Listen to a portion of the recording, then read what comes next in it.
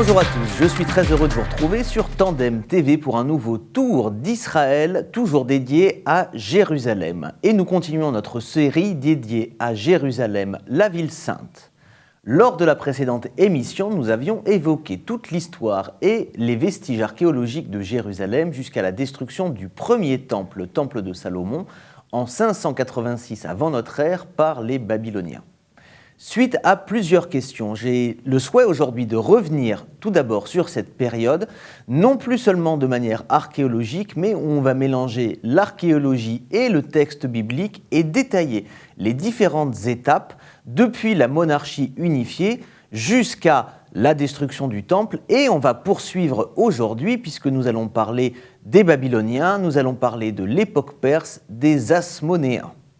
Alors, retour en arrière, et vous voyez la carte, on vous présente ici la monarchie unifiée. Moïse fait sortir les Bné Israël d'Égypte, ils passent 40 ans dans le désert et pendant près de 200 ans vont faire la conquête et s'installer en terre sainte, en terre de Canaan.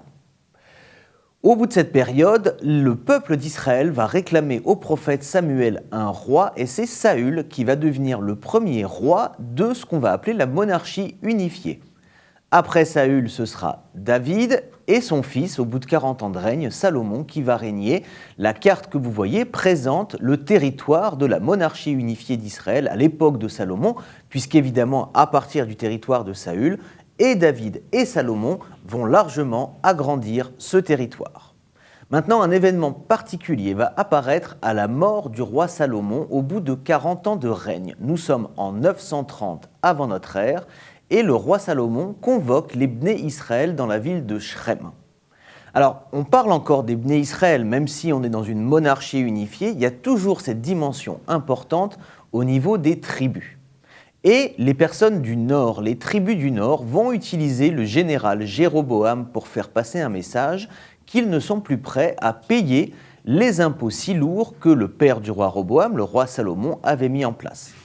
Roboam va consulter les conseillers, les anciens conseillers, les hommes sages, seniors qui conseillaient son père, le roi Salomon, va consulter également les jeunes conseillers et il va suivre l'avis de ces jeunes conseillers et délivrer le message suivant. « J'aggraverai votre fardeau, mon père vous a châtié avec des fouets, je vous châtierai avec des scorpions. » Clairement, il décide de ne pas céder devant les menaces et les 10 tribus du Nord décident de faire scission et d'utiliser leur général Jéroboam qui va devenir roi des tribus du Nord. On a donc à partir de cette période-là, on parle de 930 avant notre ère, tout d'abord la fin du royaume unifié d'Israël et la création de 2 royaumes. Le royaume de Juda, sur la partie sud que vous voyez en orange, qui est constitué par 2 tribus, Juda et Benjamin. La partie au nord, le royaume d'Israël que vous voyez en bleu, avec les 10 autres tribus. Et donc on va avoir pendant près de 200 ans cette séparation avec 2 royaumes, royaume d'Israël et royaume de Juda. Roboam reste roi de Juda, petit-fils du roi David, et il détient Jérusalem et le temple de Jérusalem. Et donc Jéroboam va décider de créer des temples alternatifs pour lutter contre le royaume de Juda qui détenait le temple de Jérusalem. Et la centralité du temple de Jérusalem était quelque chose de très important, le lien fondamental entre toutes les tribus.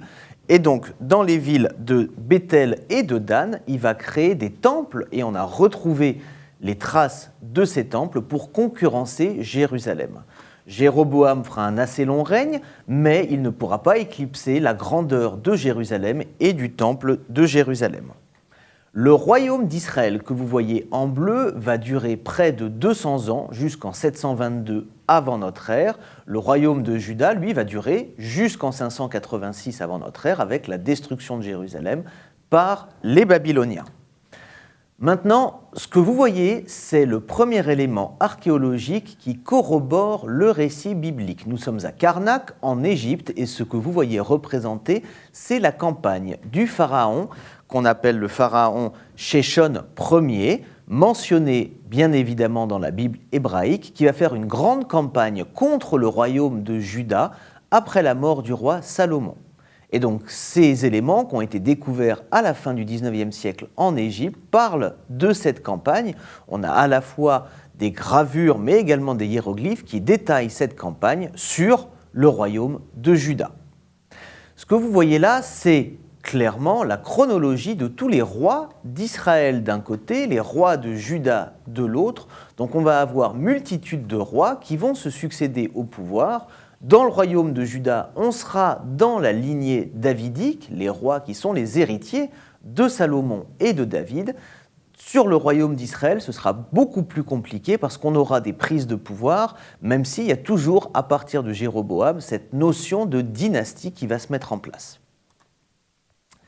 Élément très important, la destruction du royaume d'Israël et des 10 tribus, ce qu'on voit là, est une représentation du siège que Sennacherib, les Assyriens, vont faire. Et donc on va avoir au 8e siècle, précisément en 722, la destruction du royaume d'Israël, élément également archéologique qu'on a retrouvé à Ninive, dans la ville de Mossoul d'aujourd'hui. On appelle ça le bas-relief de Ninive.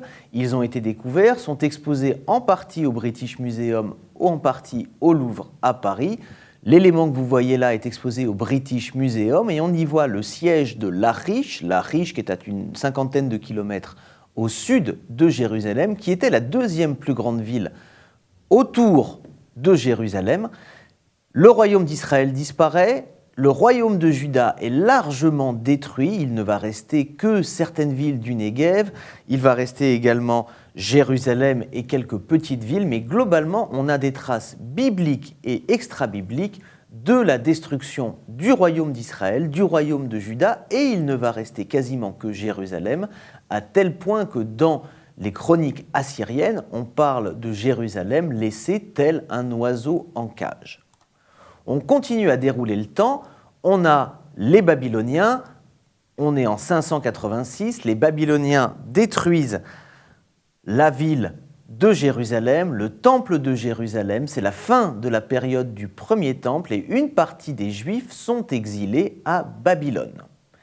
Peu de temps après, l'empire babylonien s'effondre sous les coups de l'empire perse et on parle notamment du roi Cyrus. Et là, Cyrus va faire un texte extraordinaire que je vous présente ici qui s'appelle le rouleau ou le cylindre de Cyrus, considéré presque comme la première déclaration des droits de l'homme au monde, qui va permettre une certaine liberté pour les populations qui sont désormais dans l'Empire perse, et notamment pour les Juifs, la possibilité de revenir à Jérusalem et de reconstruire un temple. On a donc 70 ans après la destruction du premier temple, la construction du deuxième temple, on est en 516 avant notre ère, et on le sait par ce rouleau, le rouleau de Cyrus, découvert et exposé au British Museum. 516, début de la période du Second Temple, on est dans la période de Ezra, la période de Néhémia, période de grande tolérance. Il faut s'imaginer qu'on parle à l'époque, selon la Bible hébraïque, de 120-130 000 personnes qui vivent en Judée. Maintenant, toute la partie au nord, les 10 tribus sont les 10 tribus qu'on appelle les tribus disparues, dont beaucoup de mystères restent attachés autour de ces tribus.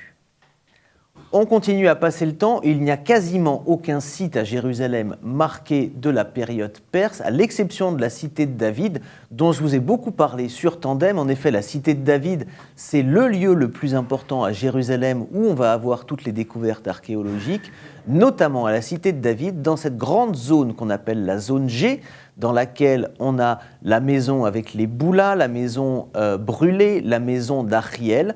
On a une grande tour qu'on peut toujours voir sur le côté gauche. Sur le côté droit, cette tour a été détruite et à la base de cette tour, on a trouvé un cimetière avec des ossements de chiens.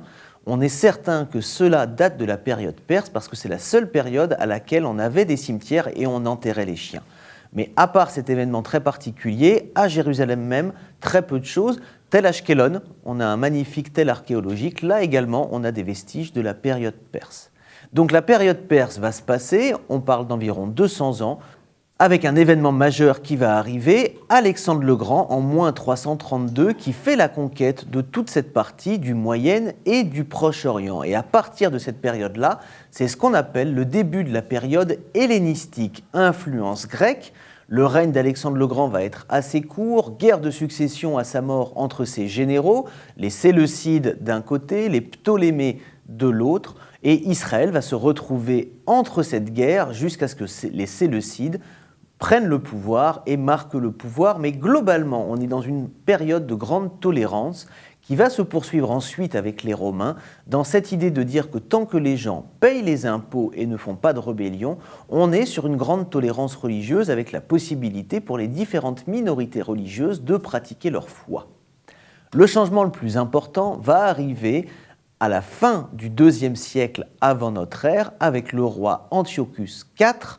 C'est la fête de Hanouka, c'est l'histoire de décrets anti-juifs, l'interdiction de pratiquer la Torah, de respecter le Shabbat, l'interdiction de faire la circoncision, et on va aller jusqu'au temple de Jérusalem qui va être dédié à Zeus, révolte des Maccabées, de Judas Maccabée, qui va donner naissance aux Asmonéens. Les Asmonéens, les Maccabées, la même communauté qui porte ces deux noms, vont créer une dynastie qui va régner pendant près de 100 ans en territoire d'Israël, sur un territoire beaucoup plus restreint, mais vous allez voir qui va s'étendre au fur et à mesure de leur conquête. C'est un événement qui est très important parce que c'est la dernière fois, on est au 1er siècle avant notre ère, que Jérusalem sera capitale d'Israël pour les Juifs. Jérusalem sera de nouveau capitale du royaume d'Israël 1000 ans plus tard à l'époque des croisés, mais il faudra attendre le XXe siècle, en 1949, un an après la déclaration d'indépendance, pour que Jérusalem soit déclarée capitale de l'État d'Israël, de l'État juif.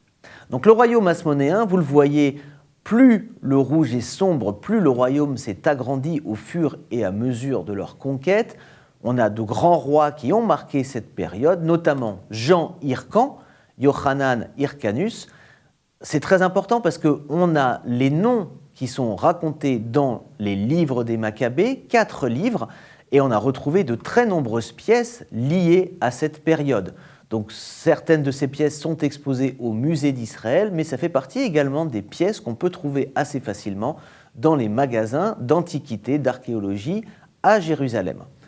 Jean Hircan, l'autre grand roi, c'est Alexandre Janet, également présent sur de nombreuses pièces. C'était très important pour les rois à l'époque de marquer lors de leur début de règne des pièces de manière à marquer le temps et à marquer l'histoire. D'ailleurs, avant la datation telle que la datation qu'on connaît de l'an 0 par rapport à la naissance de Jésus, il faut savoir que les deux marqueurs qu'on avait temporels pour se repérer, c'était soit la création des villes, notamment Rome, on disait dans la Xème année de la création de Rome, mais d'un point de vue biblique, on parlait de la Xème année, dans la 20e année du règne du roi Salomon, du règne du roi David. C'est le début du règne des rois qui marquait chronologiquement les choses. Donc fait très important. Maintenant, je reviens sur les livres des Maccabées. Il y a 4 livres des Maccabées qui vont avoir une histoire particulière parce que, en fonction des communautés religieuses, ils vont être ou pas retenus dans le texte. Dans la Bible hébraïque, ils ne sont pas retenus. Ils ont été exclus de la Bible hébraïque. Chez les chrétiens, on a différentes histoires. Les protestants les considèrent comme une source assez solide d'un point de vue historique, mais ne l'ont pas retenu dans leur canon. On parle de livres apocryphes, c'est-à-dire de livres cachés ou dont la source est discutable. Les chrétiens orthodoxes vont retenir les 4 livres, les chrétiens catholiques ne vont retenir que les 2 premiers livres. Donc, histoire assez intéressante autour de cette histoire des Maccabées. Maintenant, on va rentrer évidemment dans le détail archéologiquement sur cette période des Maccabées. On est au 2e et au 1er siècle avant notre ère, et en particulier à Jérusalem.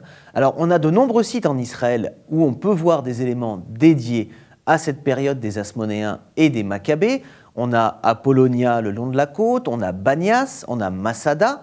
On parle de Masada avec le roi Hérode, mais il faut savoir que c'est Alexandre Janet qui, le premier, va commencer des travaux à Masada pour fortifier le haut de la montagne. Alors, à Jérusalem en particulier, ce qu'on peut voir de la période des Maccabées, ce sont des traces. Dans le cardo romain, on a fait une émission entière dédiée au cardo romain. On n'est pas sur la période classique du cardo romain, le cardo de l'époque de Justinien du 5e siècle avec les colonnes, mais sur la partie antérieure de ce cardo romain, qui date de l'époque du 1er, du 2e siècle avec Hadrien, on a retrouvé sous le cardo romain des traces des murs de l'époque des Hasmonéens. Joseph Flavius, qui est notre principale source historique, parle des 3 murs de Jérusalem, et le premier de ces murs, vous pouvez le voir là, c'est le mur des Hasmonéens du 1er siècle avant notre ère, qu'on peut voir dans la vieille ville de Jérusalem, à proximité du quartier juif et du grand mur des Écaillas, ce mur large de 7 mètres et haut de 8 mètres. On a également à l'extérieur de la vieille ville de Jérusalem, le long des remparts ottomans, les murs de Suleiman le Magnifique, ces murs colossaux qui font 4 km de rond, mais à la base de ces murs, on a également des traces des murs de Jérusalem de cette époque des Hasmonéens, et on le voit particulièrement bien dans la tour de David. Alors la tour de David, citadelle de David, on n'est pas dans la cité de David, on n'est pas au sud de la vieille ville de Jérusalem, on est bien dans cette grande forteresse romaine, construite par Hérode le Grand il y a 2000 ans, dans laquelle vous avez le spectacle de son et lumière qui raconte l'histoire de Jérusalem. On est juste à côté, derrière la porte de Jaffa. À l'intérieur de la tour de David, on a différentes constructions dont on peut identifier notamment la base d'une tour de l'époque hasmonéenne et des murs de cette époque hasmonéenne, même si l'essentiel des vestiges sont romains et datent d'Hérode, mais là aussi, on a des vestiges de l'époque hasmonéenne. Maintenant, les plus beaux vestiges qu'on peut voir vont être dans la vallée du Cédron. La vallée du Cédron, c'est cette grande vallée située à l'est de la vieille ville de Jérusalem. Entre la partie est de la vieille ville et le mont des Oliviers, on a cette grande vallée qui protège naturellement et qui marque la séparation avec le mont des Oliviers d'un côté et les remparts, le mont du Temple, de l'autre côté. On peut voir plusieurs vestiges funéraires. Les plus importants vont être ceux qu'on appelle le mausolée d'Absalom, la tombe de Josaphat, la tombe de la famille Ézir et la tombe de Zacharie. Sur la gauche, la tombe d'Absalom est une construction qui date du 2e siècle après notre ère. Donc on ne va pas parler de celle-là aujourd'hui. On va aujourd'hui s'appuyer sur ces 2 vestiges. À gauche, la tombe de la famille Ézir et à droite, la tombe de Zacharie. Alors tout d'abord, la tombe de la famille des Bné Ézir. On est sur une structure qui a été creusée à même la roche, qui était une structure funéraire qui date du 1er siècle avant notre ère. On est sur un style très simple, un style dorique, c'est d'ailleurs la seule orientation de type oriental qu'on va trouver sur ce bâtiment. On est dans un complexe de grottes funéraires qui ont été creusées dans la roche. On est dans une façade très particulière avec un style qu'on appelle un distylos inantis, c'est-à-dire une entrée telle les temples ou les maisons royales qu'on trouvait à l'époque de l'Antiquité grecque ou de l'Antiquité romaine, avec simplement des colonnes entourées par des piliers. Au-dessus, on a des frises gravées sur lesquelles on peut lire déchiffré en hébreu. Ceci est la tombe et l'âme de Éléazar, Ania, Yozer, Yehuda, Shimon, Yochanan, fils de Yosef ben Oved, et Éléazar, fils de Hanania, prêtre de la famille Ézir. On est donc dans un caveau familial qui fait mention à la famille Ézir. La famille Ézir était une famille de grands prêtres, donc on peut donc penser que c'est bien la famille de ces grands prêtres qui étaient enterrés à cet endroit-là, tout simplement parce que ça coûtait extrêmement cher d'être enterré dans la vallée du Cédron, que les familles de prêtres étaient assez fortunées, donc ça a tout son sens que ce soit effectivement le nom de cette famille connue bibliquement qui est construit ici ce complexe funéraire. Maintenant, on n'a que des dons d'hommes. 2 possibilités, soit les femmes n'étaient pas enterrées avec les hommes, soit plus probablement, à cette époque-là, on ne mentionnait que les noms des hommes et des chefs de famille. L'inscription précise qu'il y aurait un nefesh, une âme. Très concrètement, dans ces monuments funéraires, un nefesh, c'est une structure simplement à but architectural qui doit permettre d'accompagner la grotte funéraire. C'est ce qu'on va voir juste après dans la tombe de Zacharie. Et ici, on n'a pas ce néphesh. On n'a pas d'autre structure que la grotte funéraire à proprement parler. Très certainement, on parle d'une structure qui a plus de 2000 ans, qu'il y a eu à une époque ce néphesh, mais qu'avec le temps, il a disparu. On peut rentrer et on peut visiter ce complexe et cette grotte funéraire et voir la manière précise dont les gens étaient enterrés il y a plus de 2000 ans. Maintenant, juste à côté de la tombe de la famille Bné Hézir, on a donc cette structure qu'on appelle la tombe de Zacharie. Alors, la tombe de Zacharie, on peut chercher tout autour l'entrée des grottes funéraires, mais sans succès parce qu'il n'y a plus de grotte funéraire attachée à la grotte de Zacharie. C'est l'inverse de ce qu'on a vu tout à l'heure avec la tombe des Bné Hézir. Ici, il ne reste que le néphesh, il ne reste que la partie architecturale. On avait forcément auparavant une grotte funéraire. Également ici un distylos in antis, cette structure si particulière avec ses colonnes entourées par des piliers, quelque chose de très important qui montre l'influence grecque que les Hasmonéens vont connaître. C'est aussi une des particularités de la période hasmonéenne. C'est une dynastie qui a pris le pouvoir pour lutter contre l'hellénisation de la société juive, et la communauté juive à l'époque était partagée entre les juifs hellénisants et les juifs, disons, traditionnalistes, qui refusaient cette influence grecque, mais au fur et à mesure, les Hasmonéens vont quand même de plus en plus être influencés par l'hellénisation, à tel point qu'on appellera Jérusalem l'Antioche de Jérusalem, qu'on aura une forteresse qu'on appellera l'Akra, qu'on aura même un gymnase au pied du mont du Temple à Jérusalem. Maintenant, pour revenir dans le détail sur donc, la tombe de Zacharie, là aussi on peut voir une architecture très inspirée de l'architecture grecque, également avec des chapiteaux doriques. Selon la tradition, donc, on a ici une tombe qui est celle de Zacharie, Zacharie qui est mentionné comme au 8e siècle avant notre ère, celui qui a voulu lutter contre l'idolâtrie à l'époque du roi Joach. Donc là, on a donc un monument qui est un monolithe, qui a été creusé d'un seul bloc carrément dans la roche, dans cette roche calcaire. On voit l'inspiration grecque, on a au-dessus des corniches de style grec et au-dessus une pyramide égyptienne. Donc on a un très bel élément architectural qu'on peut voir, on peut en faire le tour, et juste à côté, dans la tombe des Bné Hézir, on peut rentrer et voir ce grand caveau familial.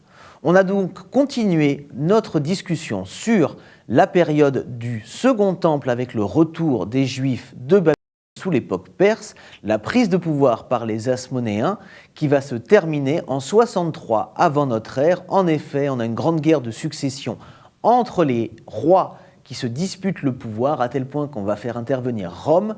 Pompée va entrer dans le pays en 63 avant notre ère et ça va être le début de la période romaine qui va durer près de 700 ans, dont on parlera très prochainement lors d'une nouvelle émission sur Tandem TV.